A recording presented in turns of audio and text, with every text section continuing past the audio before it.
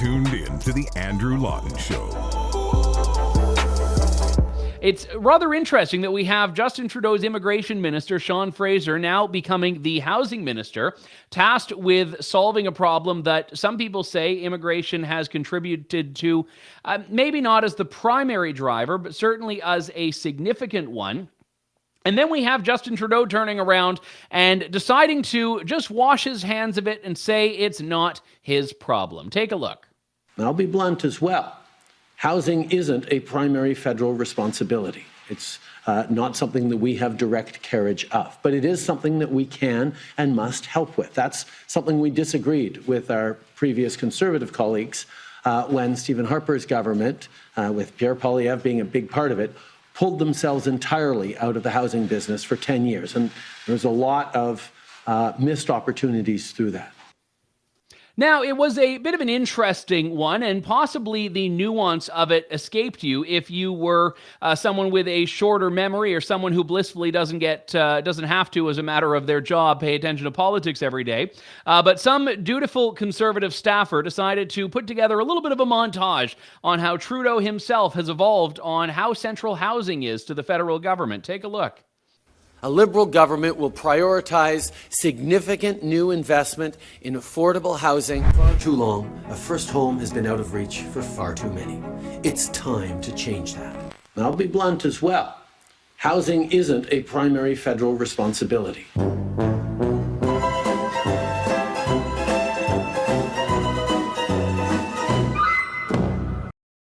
Now, I should say, funnily enough, one of the lessons I think you learn on the first day of political communications is not to amplify your opponent's messaging. But actually, Canada's housing minister, Sean Fraser, retweeted that video. He literally shared Pierre Poilievre's and the Conservative Party of Canada's video on this and offered his own little chastising of it, calling it out of context. Sean Fraser mentioned here it's an edited and misleading clip coming from a guy who recently held a press conference to call someone's home a shack. Well, yes, it is edited because that's how you put together a clip from 2015 and one of 2021 and one of 2023. Otherwise, it would be a 3-year-long video, which even the most patient among us wouldn't exactly be able to handle here.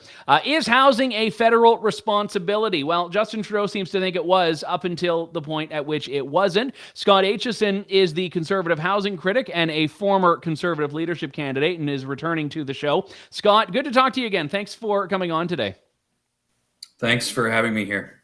So let's talk first off about this question of where the about face happened, because I've heard over the years many, many announcements and programs and campaign announcements and platform pieces from the Prime Minister talking about housing. So to just kind of wash your hands of it and say, oh, it's not really a federal thing anymore is a bit convenient.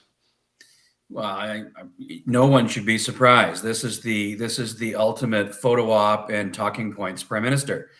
When it sounded good to talk about housing, he talked about it. But then he just woke up recently and figured out that, in fact, it's a crisis. Some of your viewers may recall that I asked the former Minister of Housing many times if he thought that the housing situation in Canada was, in fact, a crisis, and he couldn't use the word.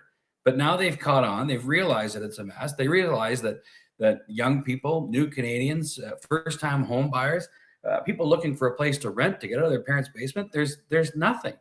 We have a supply crisis in this country. They've just figured it out.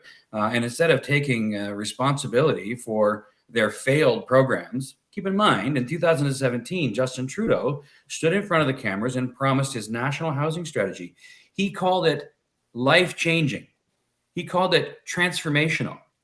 Well, here's the transformation, Prime Minister Trudeau. 8 years later, house prices have doubled. Rent has doubled. Mortgages have doubled. Interest rates have skyrocketed. That's your record. That's the transformation. So that's why he's abdicating responsibility now, because he screwed it up so badly. It's a crisis, and it's his making. When do you think he was wrong? Do you think he was wrong when he was saying it was a federal issue, or do you think he's wrong to say that it's not now? Because there is an argument that it's, under the Constitution, not one of these things that is relegated to the federal government. Yeah, listen, he's wrong to say it's not a federal responsibility now. It's everybody's responsibility. Every level of government, we're all in the same business here. We're in the business of helping Canadians. And this is an area where Canadians need particularly a lot of help. And you've heard Pierre Poilievre talk about this issue so passionately, and he's bang on. It's every level of government that's involved, but the municipalities are the front lines. They are the front line. Sorry, you cut out there for a moment, Scott. Please continue. But local politicians and their delay tactics cause, increase the cost of every unit that gets built in this country. And of course, the federal and provincial governments, they're involved in housing as well. The federal government needs to be more active in a leadership role. And Pierre talks about actually leveraging federal dollars, whether it's infrastructure money for water and sewer pipes or infrastructure money for transit, leveraging that money to cities to get results. Dollars for doors. No more pandering, no more patting everybody on the back saying, oh, yes, we're going to work together. Justin Trudeau's promised that for 8 years, and he's made it worse and worse and worse.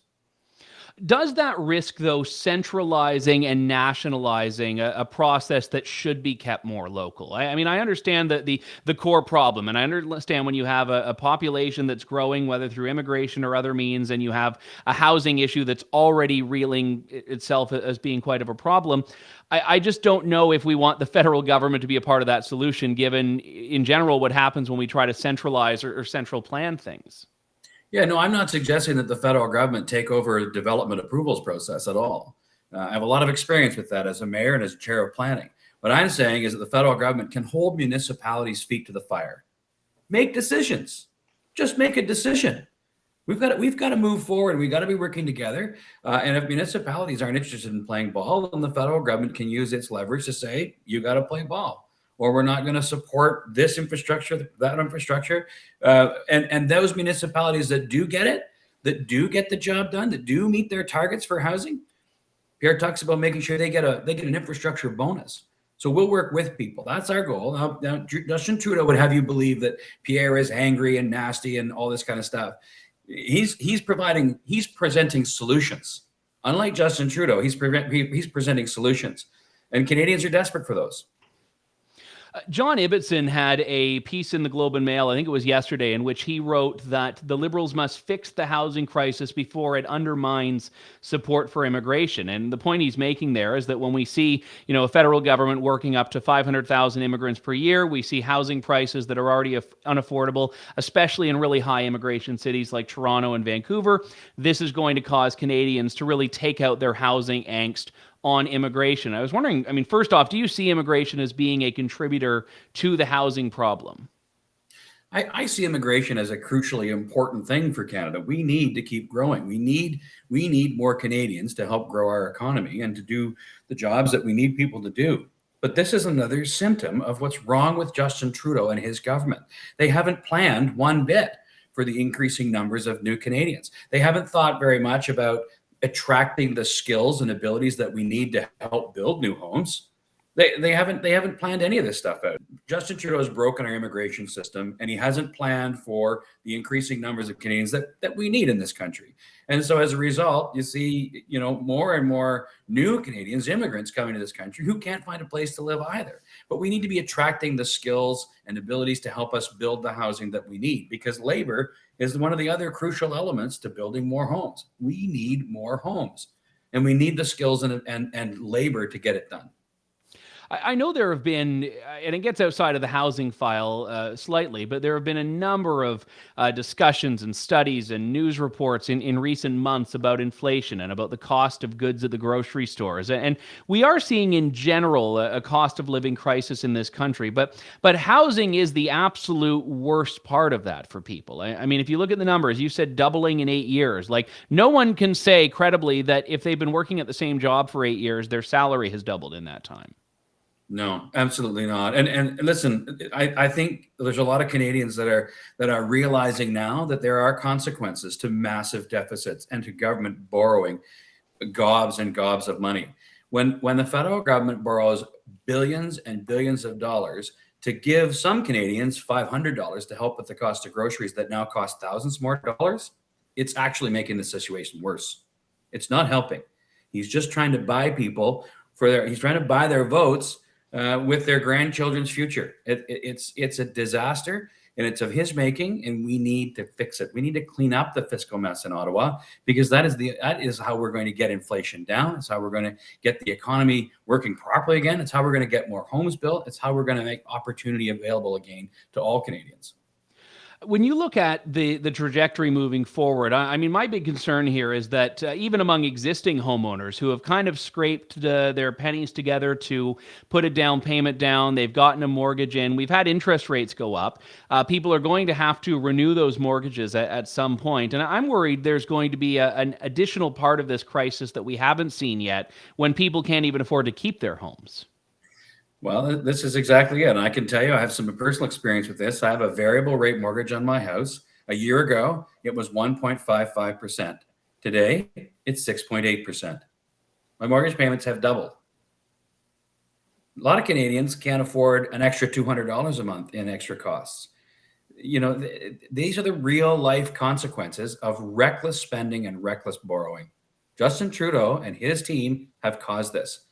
Thank you very much, Scott, for coming on. Really good to talk to you and appreciate your insight on this. Thanks, Andrew. Thanks for listening to The Andrew Lawton Show. Support the program by donating to True North at www.tnc.news.